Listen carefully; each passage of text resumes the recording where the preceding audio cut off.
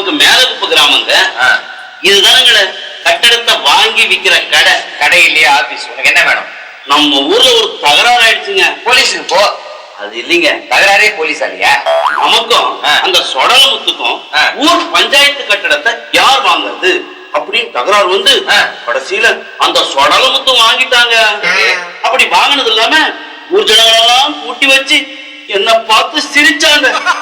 நான் அன்னைக்கே சபதம் போட்டாங்க, டேய் சொடலமுத்து, உனக்கு எதிராக பட்டணம் போய் பெரிய கட்டடம் ஒண்ணு விலைக்கு வாங்குறேன், அப்படி வாங்காம ஊர் திரும்ப மாட்டேன்னு முடிய ஊத்தப்பிடாரி கிட்ட சத்தியம் பண்ணிட்டு வந்தேங்க.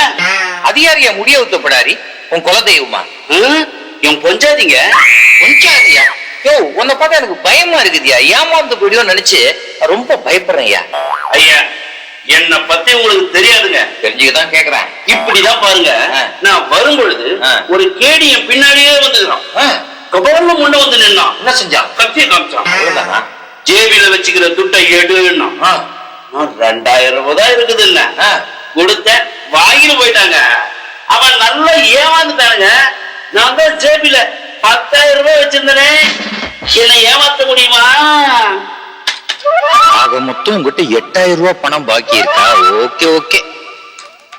ஐயோ ஐயோ, அநியாயமா போச்சியா. இப்பதான் என் 1/2 மணி நேரம் முன்னாடி லைட் ஹவுஸ் 4,500 ரூபாய்க்கு விட்டேன். பெரிய கட்டடமாங்க.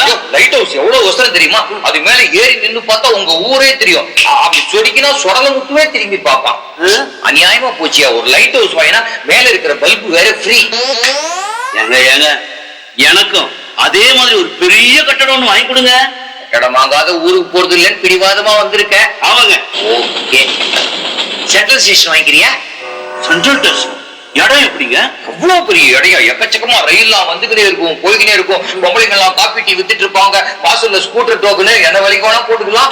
8,000 ரூபாய்க்கு இதை விட சீப்பான இடம் கிடைக்கவே கிடைக்காது. சாக்கா, என்கிட்ட 8,000 ரூபாய் விஷயத்தை கண்டுபிடிச்சிட்டீங்க.